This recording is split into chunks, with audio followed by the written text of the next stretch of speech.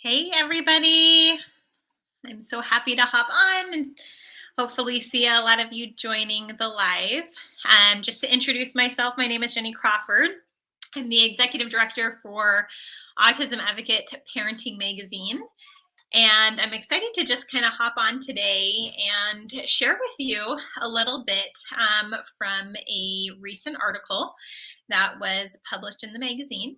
And if anybody has any questions, you're welcome to pop your questions in the chat and I'm happy to answer them. But we want to do these lives every couple weeks and just kind of share some valuable information to the community to help parents who are raising a child on the spectrum. And one of my favorite articles that I wanted to share with you was by Dr. Gregory Knoll. And he is a clinical psychologist, and he wrote an excellent article on thinking traps. Now, I have a son who is 10 years old. No, he's not 10 anymore. He's 11. He just turned 11. And he has struggled with these thinking traps for most of his life.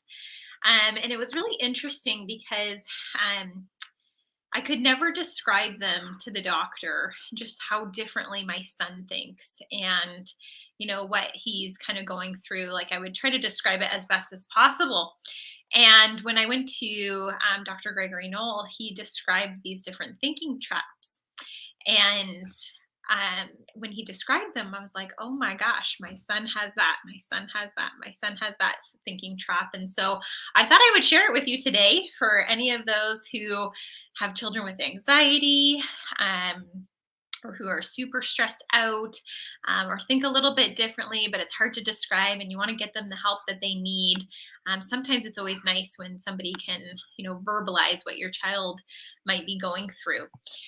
So there are actually 6 different thinking traps that are commonly associated in children with autism spectrum disorder and anxiety. So if your child has autism and has anxiety as well, then you'll want to pay attention. So I just thought I'd go through some of them with you. So one is a mind reader. And children assume oftentimes that they know what others are thinking about them and their behavior. So for example, your ASD child might say, I don't think that person likes me. If I go, they'll laugh at my hair. He saw me trip and now he thinks I'm clumsy. So for children that think in these terms, they'll often experience symptoms of social anxiety. So they're just going to assume what somebody else is already thinking about them before even knowing what somebody actually thinks about them. And my son thinks this way. He often is assuming other people's thoughts or intentions or what they think about him before even knowing, and it creates some anxiety. I'm also going to talk about how to help your child with these different thinking traps too, by the way. So feel free to, again, write in, put any questions, and hopefully I can cover them from the article. The second thinking trap is being a fortune teller. So often children with autism are very prone to thinking about the future because they like predictability. And often they might worry about the future. And I know this is definitely the case with my 11-year-old son. And this trap is really about believing what they know is going to happen in the future and then predicting a negative or a bad outcome. So if I were to give an example, a child might say, I'm not going to do well in this test. Even if I try, I won't succeed. And oftentimes this is my son. He just assumes sometimes the worst. And I'm like, hey, Joseph, why are you just assuming the worst in these different situations? This is not the case. You can't just assume these things. So then the third type of thinking trap is called black and white thinking. So tell me if your child if you think your child resonates with this one. So, children with autism spectrum disorder are prone to falling into black and white thinking.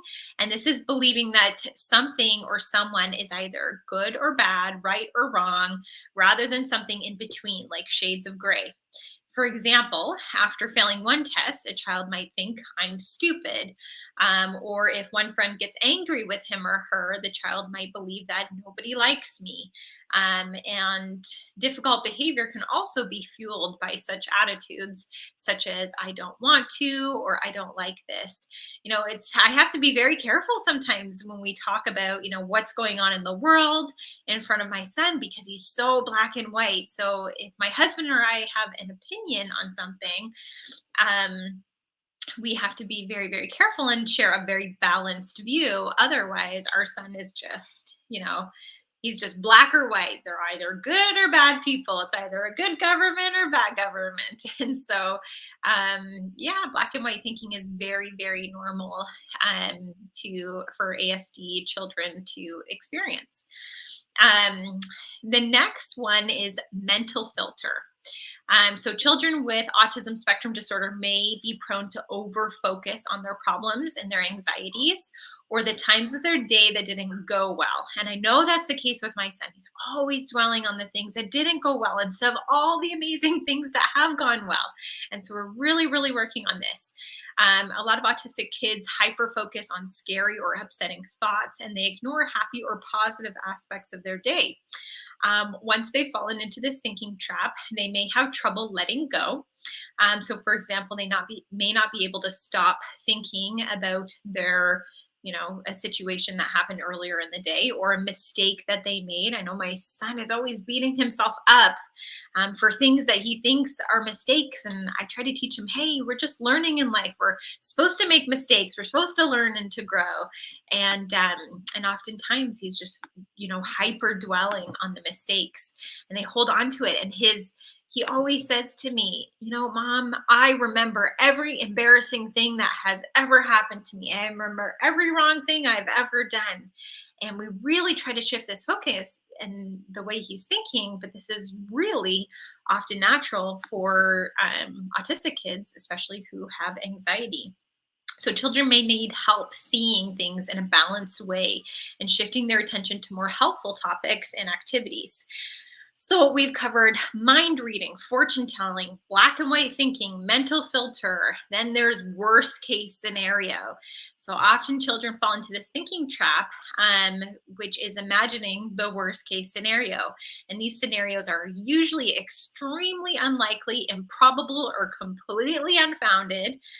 For example, they could include thoughts such as, I think Mom had an accident because she's late, or I can't go because I'll get struck by lightning, or they just kind of take it. I used to call this with my son, taking it to the mountain, just taking it to the extreme. And we need to, not just assume the worst. And then the last thinking trap that often autistic kids can fall into is self-bullying or being self-critical. And the self-bully trap occurs when your child uses put downs or negative words with regards to themselves. So they may be quick to blame themselves or be overly harsh regarding making a mistake. For the example, they might say that they're stupid, I don't like myself, or it's all my fault. This pattern of thinking is very, very unhelpful and often leads to sadness and depression. And so I think it's really important as parents with autistic kids that we recognize these thinking traps because, even if your children are young right now, or maybe they're pre-verbal, when they become verbal or when they get a little bit older, oftentimes these are thinking traps that our kids can fall into. And we need to know how to better help them with their emotional intelligence. Dr. Knoll does talk about cognitive behavioral strategies that help to overcome these thinking traps. So I thought I would share a couple of them with you from his article that he wrote. He specifically talked about separating the thought from actual events. So really helping your child to analyze the facts of what actually happened, have children view their thoughts as a possibility or a hypothesis rather than a fact. And you can help them test that validity of their beliefs by looking at real evidence and really kind of like practicing and working with your child over and over and over again, because it's through that repetition that they're going to be able to make some shifts, right? This isn't a one-time thing where, we think as parents we can just logically explain something away and say, yeah, don't think like that. That's not the case. And I've done that so many times with my son, and it still hasn't shifted his thinking. So it really takes practice and intention, as well as positive self-talk. And I'm going to talk about that actually a little bit after this article. It's not something that Dr. Knoll shared, but I wanted to share with you something that I'm doing with my son that's incredible. So, positive self talk, you can teach your children to engage in positive coaching and self talk, help them to deliberately replace negative thoughts with positive ones, help them practice and rehearse, imagine or role play a future situation. Go through the situation and supply your child with lots of positive ways of thinking that can help them to cope with challenging situations. I also want to mention, in the magazine, we produced a social board game. And we created it because we had, parents write in and really have a desire to, play a game with their child that goes through hypothetical situations and how their child, teaching their child to react appropriately. So we put a lot of really good situations in there, and then ones that you can make up as well. And you can find that in the premium subscription of the magazine, where you can access everything, including all the printables. But that's a great way to practice and rehearse, as well as gradual exposure. So as your children gain these core cognitive behavioral therapy skills, you might want to expose them to increasingly difficult situations through a process known as gradual exposures. And gradual exposure exercises involve helping children to face the old triggers of anxiety with new ways of thinking and coping. And then another cognitive behavioral strategy that you can use with your child is psychoeducation. So this CBT strategy involves teaching your child and other family members about your child's condition, whether it be autism as well as a combination of autism and anxiety. So I love Dr. Nolan, how he really described those 6 common thinking traps: mind reader, fortune teller, black and white thinking, mental filter, worst case scenario, self-bully or self-critical, and just some strategies to help your child overcome that. We actually have quite a few articles in the magazine on anxiety, because it is prevalent in so many autistic kids. I did want to share with you before we wrap up, and if you have any questions, feel free to put them in the chat and I'll answer them. But I wanted to share with you something that I decided to do as a strategy with my son the other day. I was taking a course myself on Neurotools from ICANN Institute, and it's really about helping you to shift your energy and perspective, and to put you in a great frame of mind. And really what it is it's a lot of positive self-talk. It's listening to these Neurotools of positive messages to yourself while you're falling asleep or during the day. There's lots of different Neurotools. And it's really interesting. Something that my dad did growing up that I didn't remember until recently was he used to play these waves in our hall, like crashing waves in like our hall, and our doors would be open and we'd be sleeping every single night. And in these waves had all these positive messages. You can do it. You can, do anything you put your mind to. You are successful. You can achieve anything in life. All these positive messages. And I had totally forgotten about that until I started taking this course just for myself. And I remembered that all growing up, I used to listen to these waves with these positive messages in them. And I have to tell you, it's really strange. I had a really positive attitude for a kid. And it's brought me through to life, to several different businesses that, I've been successful at. But it's because of having these messages that I can accomplish anything. And as I was listening to this one Neurotool one night recently, and I woke up the next day and I felt amazing. I was like, this is so good. I can tell this is already starting to shift my mind. It's speaking to my subconscious. It's helping me to, shift the way I think. And how did I, get away from doing this? Positive self-talk is just so good for you. And so I thought to myself, wait a second. I should have my son listen to some Neurotools and have more positive self-talk. But how much better would it be if it would be his own voice? And so I had him, I did an exercise with him. I said, Joseph, let's sit down and let's think of all the things that you struggle with in your mind that, you're oftentimes you speak very negative and you make assumptions and all these different things that I just talked about with the thinking traps. Let's try to shift that and let's try to like hear more positive self-talk. And I talked to him about, listening to those waves growing up and how it really affected me. And he was so excited. He's like, yes, mom, I want to change the way I think. I want to be more positive. I want to, believe better things about myself. And so he actually sat down and typed out different things that he felt he wanted to change his perspective in how he thought. And then we added in some things that he already believed about himself, and then we went and we recorded it and set it to music, and then we just recently purchased headphones so that we can cordless headphones so that he can listen to it while he falls asleep at night. So I'm really excited about it. And actually, I think I will play it for you. It's only 2 minutes, but I think it would be just a great suggestion to do with your child, or if you can always make one for your child. Oops, one second. You can always make one for your child without them recording themselves if you like. And work through it. I really wanted to be a part of it. So hopefully this works where I can play it and you can hear it. It's 1 minute and 28 seconds, but I just want to play it for you and share with you what you can do with your child to help with their positive self-talk. I have a purpose and God has a plan for me. I am courageous. I am brilliant. I am kind. My voice matters. I am important to my family, to Heavenly Father, and to others on earth. I am loved. I love exercising so much because it makes me feel happy and healthy. Making mistakes is okay. Mistakes help me learn and become even better. I try my best at everything I do because it makes me feel good to do my best. I am blessed to be homeschooled and to go to school too.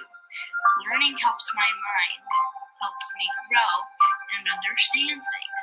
Learning is a gift from Heavenly Father, and I find joy in learning new things. Listening to the Holy Ghost is important to me, so I can do what Heavenly Father wants me to do. I am kind to my sisters, and I love them a lot. My family will be with me forever and are important to me. I am a good person. I have talents and want to discover them and share them with others to bless their lives. I have a big heart and care about others' well-being. I matter.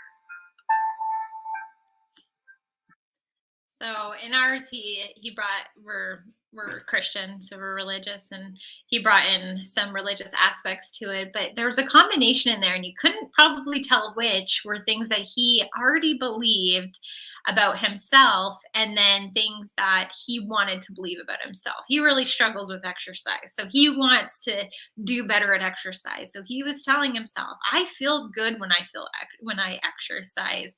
I matter. I'm important," and that's something that sometimes he struggles with. And so he wanted to hear his voice say that. And so we set that to music. It was so easy, by the way. You just take your iPhone and you just do a voice memo, and then you can just literally set it to music. Actually, I think I went on to YouTube and got spa music, press play, press the voice memo on my computer. You can do it on your phone and just recorded. I had written out, or he had typed out, all his beliefs that he did believe about himself and that he wanted to start believing in himself. And then we just recorded it. It was that easy. So positive self-talk is just so important for our kids. Hopefully you guys got a lot of information from the different thinking traps oftentimes our autistic kids can fall into, especially if they have anxiety. And even if your child is pre-verbal, they can still have anxiety and experience a lot of these things, just not expressing it. So it's important to know what those signs are and to see how you can work through that as a parent. That's something at the magazine that we always strive to do is to provide articles that are relevant, that are impactful, where you can take action as a parent right away. And we always want to access the best experts. So the top doctors, researchers, professionals in the field of autism from all over the world and what they have to share with us as parents. We're all volunteer here. We just want to access this information so that we can start implementing it into our kids' lives and see differences. So hopefully that we gave you a little bit of a tidbit of some things that you can take away and do as a parent at home. Again, we'll be hopping on every couple weeks to share more.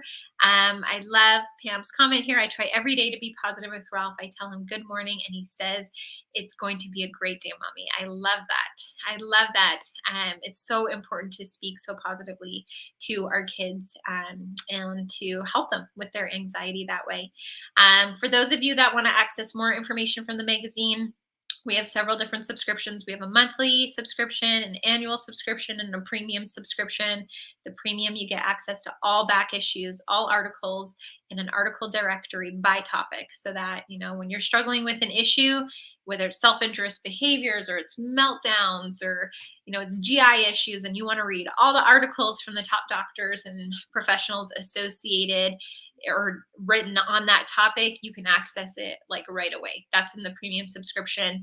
The annual and the monthly, you get the monthly issue every month, and you can read and see, hey, what applies to me and my situation?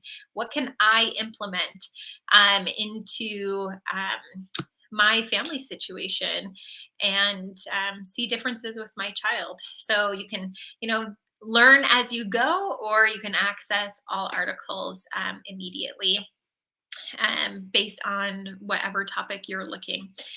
We also have tons of printable resources there too. So anything we can design to make parents' lives easier, we love to do that because we all don't have time to clip things and glue things and I don't know, cut and paste things online and do all of that kind of stuff. So anything that you guys need help with, you just write into the magazine, and as long as it serves the whole community, we will create it.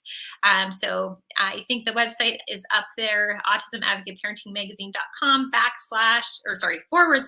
/autism and us. Definitely make sure you use that link. That gives back to the charitable organization and benefits this charity as well, so that they can continue with their mission. And that's really important to us at the magazine, that all benefit in the autism community. And you can use the coupon code Autism and Us, all capitals, for an incredible discount on a premium or an annual subscription. So I hope that served everybody today. Thanks for letting me pop in and share with you a little bit more about thinking traps, autism, and anxiety. And I hope you guys have a great week. Thanks, everyone.